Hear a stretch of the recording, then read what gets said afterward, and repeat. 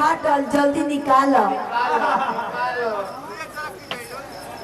कथा लैदारी मुकाबला गाई तो बुढ़ावा गाय देवे लगी लैदारी ने खिकावत तो नौका गरिया में लगे बड़ मामला सकेता पड़ जाता। तो हम तो चाह मनोज भाई कहता तो लैदारी मुकाबला करती जाए। हाँ लैदारी मुकाबला हो जाए ठीक है बात। हाँ वगैरह के तने मने मान दो बस ठीक हो गई रह दो। अब तने भैरू बढ़ावा इको सना मीड खोला मिक्सचर से। हेलो बहुत सुंदर आयो कावना सुहागिन के साथ ना हो कावना औरत के इच्छा ना हो आ कावना मेहरारू के मन ना हो जे हमार पति परमेश्वर हमारा लगे आइते बोलीते बतियाइते कुछ सुनते सुनाइते कुछ दिहते दियवैते लिखते कुछ लेके जाइते काहे मन मन रहता रुपये की बात बता बोलो बोलो कहत नहीं कि काहे मन मारले बाड़ू काहे ना मन मारे सोरह सिंगार करके रवा के नजरी के सामने आईनी हम रवा हमार मन एकदम फीका कर देले बानी। चढ़ल जवानी में हमार आग लगा देले बानी। ऊ कैसे ए राजा जी हम सोचनी के रवा हमार सामने तनी आईती मीठे बोलती बती आईती बाकी रवा आज हमार दिल तोड़ देले बानी। मार मेकअप कर हमार रवा बिगाड़ के रख देले बानी। ऊ का ए राजा जी प्यार का लहंगा पहननी मांग के टीका लगनी है बाकी रवा हमार कुछो ना देखनी है कुछो ना नहीं रखनी है।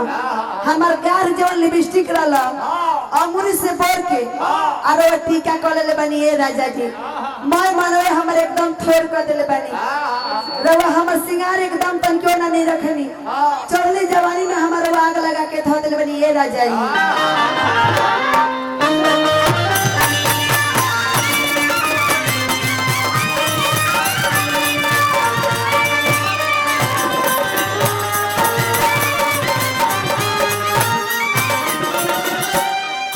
हजारों हजार रुपया पुरस्कार देवी हार्दिक अभिनंदन और शुभकामना बा।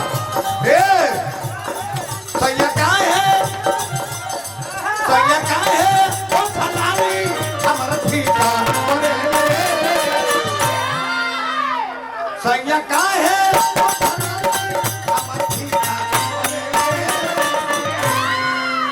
ए तनी हेने ताकी राजा जी आंगूरी से पूरी पूरी के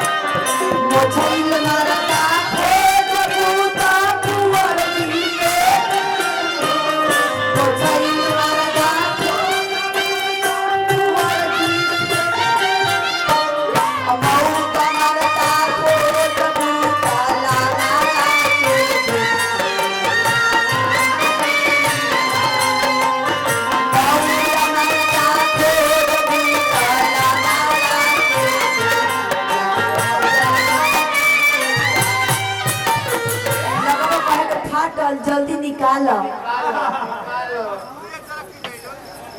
कथा ए पढ़ा लिखा ठीक है हमें मत भरम ऐसन को ढाला हम कोई करम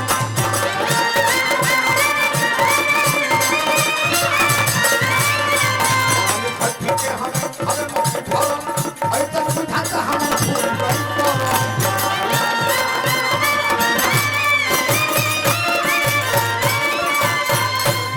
आहा कहां सिखले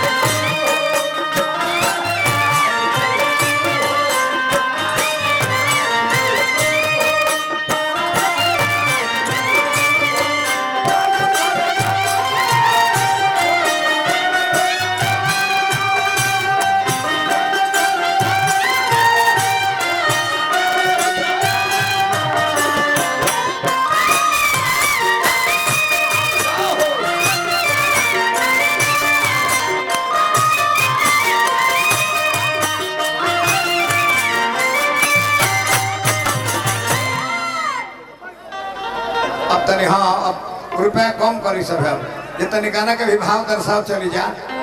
एगो पुरानिया भैया हमारा कोलियरी में रहले आके कहत रहे जे कुल का कराओ करो हम कहीं कुल कराओ लिखे जाती घर समय इसे नहीं ले बा इसे कहता नहीं कहा बोलेला पप्पा है पर कहा पूजा कहा तेरा दादी नहीं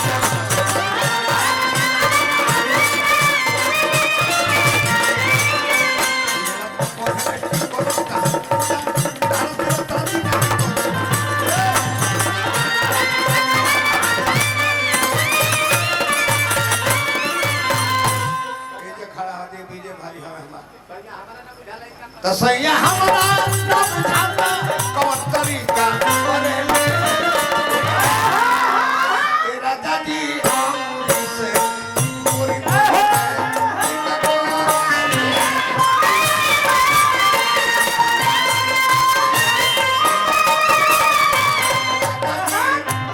पूरी पूरी के टीका करे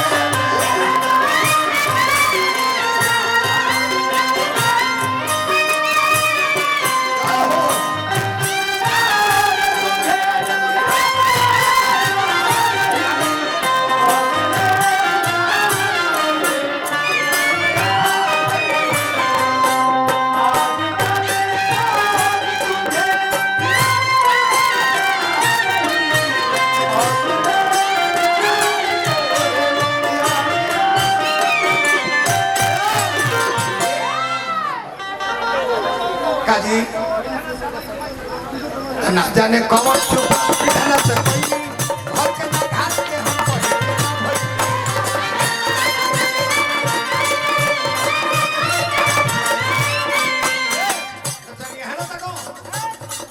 ना जाने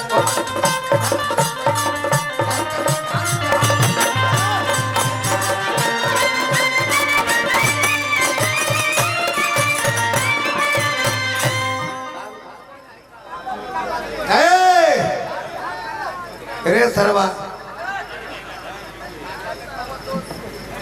तो इसे कहता नहीं कि कहवा सीखले